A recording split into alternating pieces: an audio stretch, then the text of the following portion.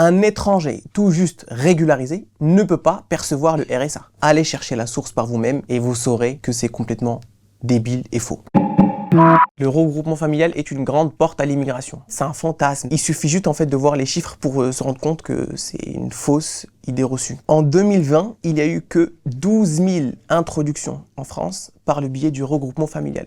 Ce qui est pas dérisoire, mais ça reste pas la grande porte d'immigration. Afin d'être éligible au regroupement familial, il faut respecter plusieurs conditions. Nous avons une condition de séjour. Il faut avoir résidé en France depuis au moins 18 ans sous couvert d'un titre de séjour. Une condition de ressources, il faut avoir perçu 1 220 € sur les 12 derniers mois. Et une condition de logement. Par exemple, pour un couple, il faut 22 mètres carrés. Entre nous, c'est en moyenne 1 an et demi. Et depuis le Covid, c'est 2-3 ans. Alors qu'en principe, ça doit même pas prendre 6 mois. C'est horrible, hein, mais c'est comme ça. C'est trop facile d'obtenir la nationalité française. Alors nous avons 57,71% de personnes qui obtiennent la nationalité française par décret. Il faut résider en France de façon stable et régulière depuis au moins 5 ans. Il faut avoir une insertion professionnelle accomplie. Il ne faut pas avoir de condamnation pénale et il faut savoir parler et écrire français. Le test de nationalité française est composé d'une expression écrite, une expression orale, une compréhension écrite et une compréhension orale. L'entretien d'assimilation à la nationalité française, en fait, c'est tout simplement prouver que vous connaissez l'histoire de la France, notamment les droits et des devoirs d'un citoyen français. L'entretien d'assimilation, il s'effectue en préfecture,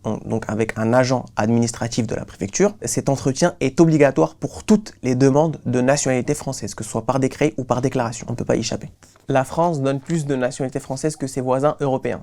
Ça, c'est complètement faux.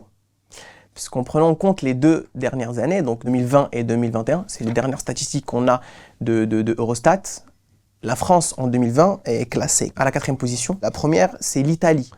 Et en 2021, elle est classée à la 2e position. C'est l'Espagne qui est à la 1re position. Nous avons en 2021 naturalisé en France 130 400 personnes.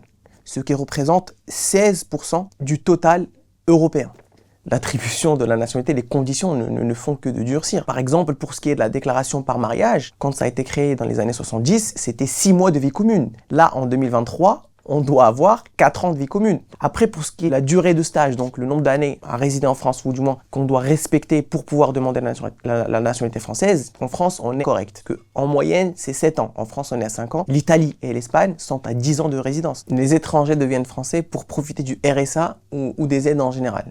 Archi faux. Un étranger tout juste régularisé ne peut pas percevoir le RSA. Ça, c'est pas possible. Pourquoi? Parce qu'on demande 5 ans de résidence en France avec un titre de séjour, sauf exception. Pour le RSA, quand on est français, on n'a pas besoin de prouver qu'on a été là depuis X années, parce qu'on est français et on peut percevoir le RSA.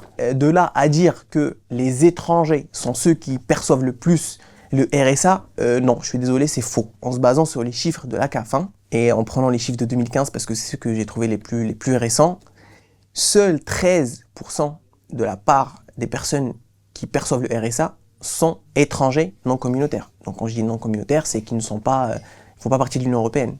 Ça représente 232 000 personnes étrangères à percevoir le RSA sur 1 709 personnes. Donc c'est pas beaucoup. Les aides au logement sont conditionnées aux ressources. Donc pas besoin encore une fois d'être français pour pouvoir toucher les APL. Quelqu'un qui veut profiter ne va pas attendre d'avoir la naturalisation pour pouvoir percevoir le RSA ou je ne sais quoi. Et puis franchement, chapeau à une personne qui arrive à vivre avec 605 € par mois. 607 € par mois, pardon.